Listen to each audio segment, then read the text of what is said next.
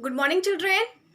सबसे पहले तो आप सभी बच्चे रोज की तरह अपना अटेंडेंस बना लें और इसे बनाने का प्रोसेस आप सभी बच्चे को पता है। बस इसी प्रोसेस के अकॉर्डिंग अटेंडेंस बनाइए, फिर हम लोग आज की पढ़ाई शुरू करेंगे। सभी बच्चे एसएसटी की नोटबुक ओपन कर लें और जिनके पास बुक है वो बुक ओपन कर लें। बुक इसलिए ताकि वो क्वेश्चन उसमें दिख सके। और सभी बच्चे नोटबुक ओपन करेंगे। मैं आज लॉन्ग आंसर कराऊंगी। मैंने सैटरडे को चैप्टर 7 का शॉर्ट आंसर कराया था, है ना। शॉर्ट आंसर में क्या था? 3 था। What is a neighbourhood, how is a post office useful to us, and third था how do policeman help us. ये 3 प्रश्न थे तो जिनका मैंने उत्तर लिखाया था, यानी कि ये 3 क्वेश्चन था जिसका मैंने आंसर लिखाया था और सैटरडे को लिखाया था। तो आपके पास सैटरडे और संडे 2 दिन समय मिल गया, है ना। और आप सभी बच्चों को याद हो गया होगा और एक एक लाइन का ही आंसर था, बहुत ईजी था। अब हम इस चैप्टर का लॉन्ग आंसर करेंगे, है ना। यानी कि answer the following questions in 2 या 3 लाइंस, ये वाला करेंगे। तो सभी बच्चे नोटबुक तो ओपन किए ही है, नोटबुक में लिखना शुरू करेंगे। लिखने का तरीका आप सभी बच्चों को पता है। नोटबुक आपका ओपन है और आपको पता ही है, आपने शॉर्ट आंसर लिखा है। तो शॉर्ट आंसर लिखने के बाद, शॉर्ट आंसर लिखे है ना जिस पेज में, उस पेज में अगर जिनका 3 से ज़्यादा लाइन है तो वो बच्चे उसी पेज का इस्तेमाल करेंगे, और जिनका 3 या उससे कम लाइन है वो बच्चे नहीं लिखेंगे, वो बच्चे न्यू पेज में लिखेंगे। हाफ पेज वाले बच्चे लिखने का तरीका जानते हैं, क्योंकि जाहिर है जब हम लिखा हुआ है पेज में है और बाकी जगह बचा है ताकि हम लिख सकें, तो वो हाफ पेज कहलाएगा। तो हाफ पेज वाले बच्चे लिखने का तरीका जानते हैं कि जो शॉर्ट आंसर लिखे हैं लाइन खींच दीजिएगा स्केल की हेल्प से। उसके बाद क्या कीजिएगा, आप सभी डेट डालिएगा और चैप्टर लिखिएगा, रिमेंबर लिखिएगा, है ना, एक लाइन में। दूसरी लाइन में हेडिंग और तीसरी लाइन से क्वेश्चन या जो भी एक्टिविटीज़ है लिखना शुरू। और फर्स्ट लाइन मतलब न्यू पेज वाले बच्चे क्या करेंगे, सबसे ऊपर नोटबुक में जो सबसे ऊपर रहता है उसमें चैप्टर, डेट, रिमेंबर लिखेंगे, फर्स्ट लाइन में हेडिंग और सेकंड लाइन से लिखना शुरू। ओके, क्लियर हो गई मेरी बातें? आइए हम लिखना शुरू करते हैं। तो चैप्टर लिखा हुआ है, रिमेंबर लिखेंगे हम। रिमेंबर तो पता है ना क्यों लिखते हैं, ताकि हमें इस चीज को याद करना होता है, तो हमें पता रहे कि हम इस चीज को याद भी करेंगे, इसीलिए रिमेंबर मैं लिखती हूँ। अब हमारा क्वेश्चन नंबर क्या है, डी ई है ना। क्वेश्चन नंबर ई है, answer the following questions in 2 और 3 लाइन्स। बोल रहा है answer the flowing questions in 2 और 3 लाइन्स, यानी कि इन प्रश्नों का उत्तर 2 या 3 लाइन में। लाइन समझते हैं ना, यानी कि वाक्य, सेंटेंसेस में। तो 2 या 3 सेंटेंसेस में, 2 या 3 वाक्यों में हमें इन प्रश्नों का उत्तर लिखना है। तो आइए क्वेश्चन देखते हैं। और इसमें ज्यादा क्वेश्चन नहीं है, सिर्फ 2 क्वेश्चन है ना। तो बस 2 ही है। अब बहुत ही ईजी है, बहुत ही आसान है और आप आसानी से याद कर सकते हैं और कर लीजिएगा। आइए क्वेश्चन देखते हैं क्या है। Right any 4 things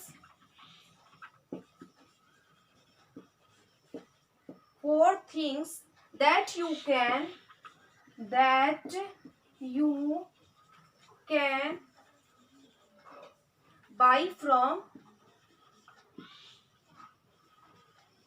buy from the neighborhood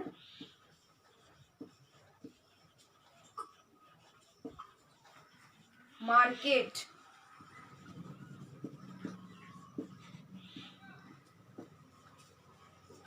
question क्या हमसे पूछ रहा है कि right any 4 things that you can buy from the neighbourhood market. मतलब कोई भी ऐसे कोई 4 चीज का नाम लिखिए, 4 चीजों का नाम बताइए जो कि आप नेबरहुड मार्केट से, यानी कि पड़ोस की बाजार से आप खरीद सकते हैं, है ना। तो कोई भी 4 चीज का, वैसे तो मार्केट से, बाजार से हम बहुत सारी चीज़ों को खरीदते हैं जिसकी हमें ज़रूरत प्रतिदिन होती है या कभी कभी होती है, लेकिन ज़रूरत तो पड़ती है और हम अपने ज़रूरत के आधार पर ही चीज़ों को खरीदते हैं, है ना। तो बस कोई भी 4 चीज़ का नाम बताना। आइए हम आंसर लिखते हैं। तो क्या होगा, we can buy fruits, vegetables, milk and stationery items from the neighborhood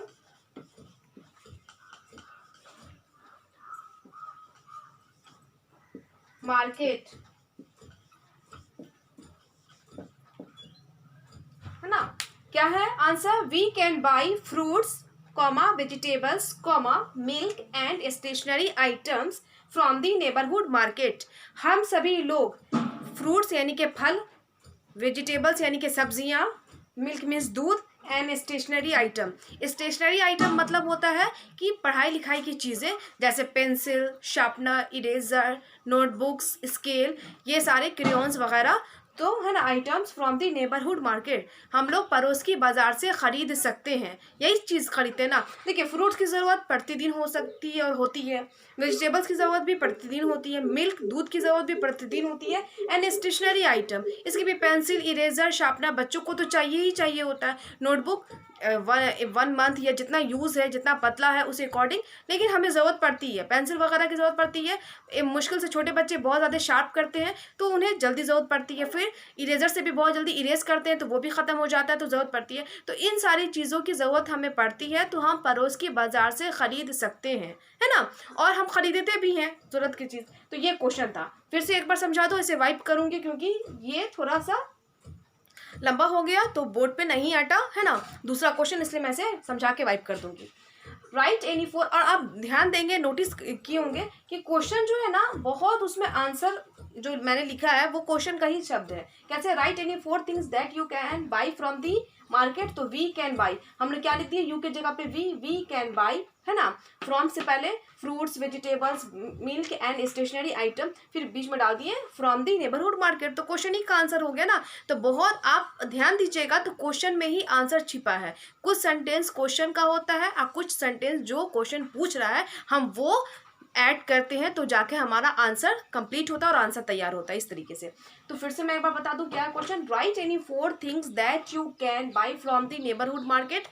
कोई भी 4 चीज़ का नाम बताइए, लिखिए जो आप नज़दीक के पड़ोस की बाज़ार से ख़रीद सकते हैं या ख़रीदते हैं। तो we can buy fruits, vegetables, milk and stationery item from the neighbourhood market. हम सभी फल, सब्जियां, है ना, दूध और स्टेशनरी आइटम नज़दीक के बाज़ार से या पड़ोस की बाज़ार से ख़रीद सकते हैं। अब मैं इसे वाइप कर रही हूँ और सेकंड क्वेश्चन लिखूंगी।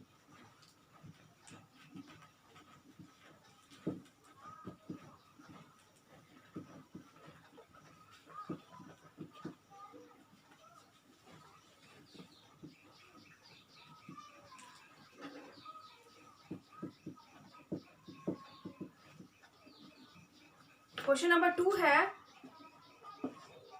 What is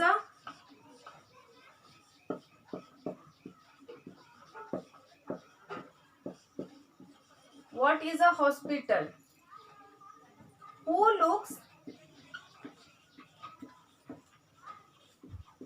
who looks after the patient patients in a hospital। हमारा क्वेश्चन क्या है, व्हाट इज अ हॉस्पिटल, यानी कि एक अस्पताल क्या होता है। Who looks after the patients in a hospital, और अस्पताल में पेशेंट्स को यानी कि मरीजों को कौन देखभाल करता है, कौन देखता है। तो हम इस क्वेश्चन का आंसर लिखते हैं। ओके, आइए लिखते हैं, a hospital is a place where sick and injured persons are treated, है ना। क्वेश्चन क्या था, व्हाट इज अ हॉस्पिटल, तो उसका आंसर क्या है, a hospital is a place where sick and injured persons are treated. Hospital एक जगह है जहाँ सिक एंड इंजर्ड, यानी कि जो लोग बीमार हैं और इंजर्ड घायल हैं, तो जो लोग बीमार हैं या घायल हैं उन लोगों का इलाज किया जाता है। तो क्या हो गया, हॉस्पिटल एक जगह है, अस्पताल एक जगह है जहाँ पे मरीज़ों का यानी कि बीमार लोगों का या घायल लोगों का इलाज किया जाता है। तो ये पहला क्वेश्चन यानी कि question what is the hospital का हो गया। अब हम इसी क्वेश्चन में यानी कि क्वेश्चन नंबर 2 में 2 क्वेश्चन है, मतलब 2 तरीके से क्वेश्चन को पूछ रहा है। तो पहला क्या पूछा था, व्हाट इज़ द हॉस्पिटल, दूसरा क्या पूछा, तो हॉस्पिटल के बारे में हमने लिखा। अब दूसरा पूछ रहा है who looks after the patients in a hospital. अब अस्पताल में मरीजों की देखभाल कौन करता है, ये प्रश्न है ना। तो देखते हैं क्या है, the nurses look after the patients in a hospital।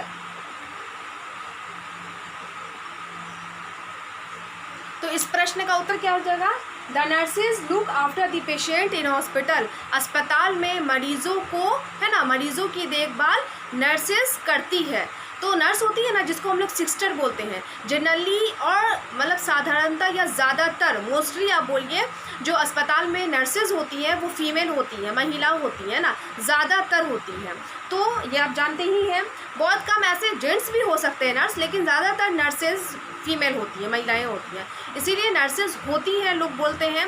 और वो उनको लोग सिस्टर भी बोलते हैं। अक्सर सुनिएगा सिस्टर, या हॉस्पिटल में लोग बहुत सारे लोग सिस्टर बोलते हैं, दैट मीन्स की नर्स। अब जाहिर सी बात है वो महिला है तो लोग उनको बहन ही बनाएंगे ना, इसलिए।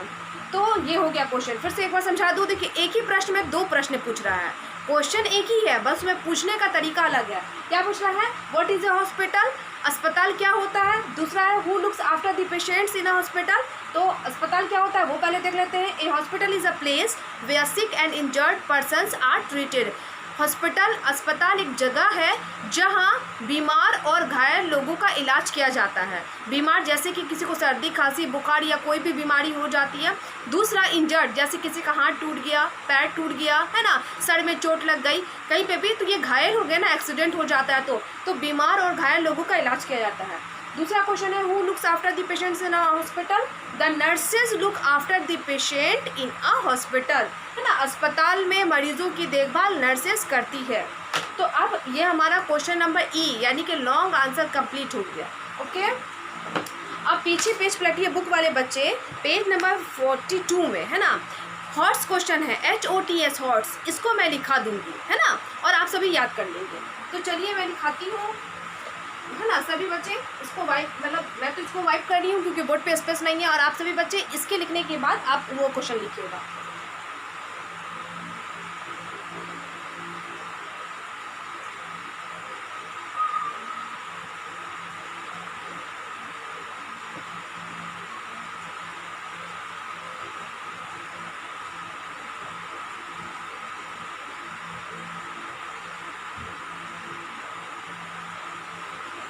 ये लिखिएगा HOTSQUESTION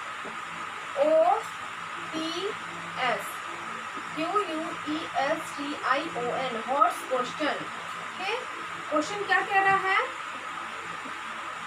where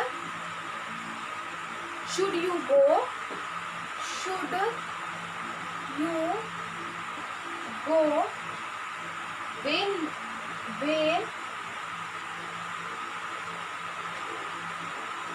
when you are not feeling well।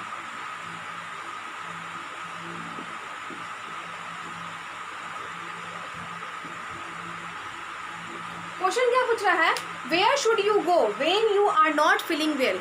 आपको कहाँ जाना चाहिए जब आप अच्छा महसूस नहीं करते हैं। जैसे हमें अच्छा महसूस नहीं हो रहा है, दैट मीन्स कि हमें लग रहा है कि मेरी तबीयत ख़राब है, हो रही है या तबीयत ख़राब है, उस समय हमें कहाँ जाना चाहिए। तो जाहिर है जब हमें हमारी तबीयत ठीक ना लगे, ख़राब ना लगे, तो हमें कहाँ जाना चाहिए, यस, हॉस्पिटल या क्लिनिक्स में जाना चाहिए ना, अस्पताल या क्लिनिक जाना चाहिए जहाँ पे डॉक्टर बैठते हैं और लोगों का इलाज करते हैं, वैसी जगहों पे जाना चाहिए। आइए आंसर लिखते हैं, आंसर हो जाएगा we should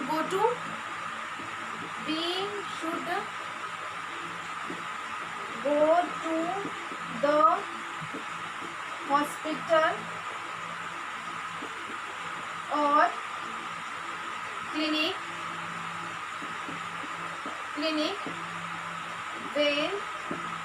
we are not feeling well. Question क्या था? Where should you go when you are not feeling well? आपको जब अच्छा ना लगे, तबीयत खराब जैसा महसूस हो, तो आपको कहाँ जाना चाहिए? तो आंसर क्या हो जाएगा? We should go to the hospital और clinic when we are not feeling well. हम सभी को, यानी कि आप, यू का मतलब आप या आप लोग, है ना, ऐसे क्वेश्चन कर रहा है, तो सभी बच्चों से कर रहा है क्वेश्चन बुक, तो हम लिखें we should go to the hospital और क्लिनिक। हम सभी को अस्पताल या क्लिनिक, हॉस्पिटल या क्लिनिक जाना चाहिए when we are not feeling well, जब हम सभी या जब हम लोग, है ना, तबीयत ख़राब जैसा महसूस करें, अच्छा ना महसूस करें, तब हम सभी को कहाँ जाना चाहिए? अस्पताल या क्लिनिक, यानी कि डॉक्टर के पास जाना चाहिए और अपनी ट्रीटमेंट करवानी चाहिए। ओके, तो ये क्वेश्चन हो गया, क्वेश्चन नंबर ई हमारा कंप्लीट हो गया, लॉन्ग आंसर, और उसके बाद हॉर्स क्वेश्चन ये भी कंप्लीट हो गया। तो आप सभी बच्चे neat and clean hand writing में इसे नोट कीजिएगा और नोट करने के बाद इसे याद भी कर लीजिएगा। बहुत ही इजी है, इसे भी याद कर लीजिएगा, कोई टफ नहीं है जो आपको मुश्किल पेश आएगी, है ना, इजी है, आराम से याद कीजिएगा इसको। अब मैं अपने क्लास को यहीं पे स्टॉप कर रही हूँ, और जब क्लास स्टॉप होता है उस समय मैं एक गुड हैबिट टिप देती हूँ, और आप सभी बच्चे ये बात जानते हैं, है ना। तो आज का हमारा गुड हैबिट टिप है एट टेबल। एट होम के लिए मैं इससे पहले दे रही थी कि घर पे आप कैसे, क्या आपका बिहेव होना चाहिए, आपको क्या करना चाहिए, उसी तरीके से एट टेबल, यानी कि टेबल पे जब आप खाने बैठे, खाने के मेस पे रहें, चाहे वो डाइनिंग टेबल पे बैठे या फिर मतलब आपके घर में जहाँ पे भी खाना खाने का जगह बना हुआ है, या हम कहीं घूमने जाते हैं या फिर हम रेस्टोरेंट जाते हैं, किसी के घर पे जाते हैं, तो वहाँ पे हमारा क्या क्या बिहेव होना चाहिए खाने के दौरान, वो बता रही हूँ। तो आज क्या है, सबसे पहले तो आप सभी बच्चे जानते हैं क्या करेंगे, wash your hands before and after eating, है ना। आप खाने से पहले और खाने के बाद फर्स्ट ऑफ ऑल सबसे पहले अपना हाथ धोएंगे। तो आज का गुड हैबिट यही है, ओके, एट टेबल के लिए, यानी कि खाने से पहले आपको क्या करना है, मतलब खाना जब हम खा रहे हैं उस समय हमें क्या करना चाहिए, यानी खाने से पहले, खाने के बीच में और खाने के बाद हमें क्या करना चाहिए, ये है।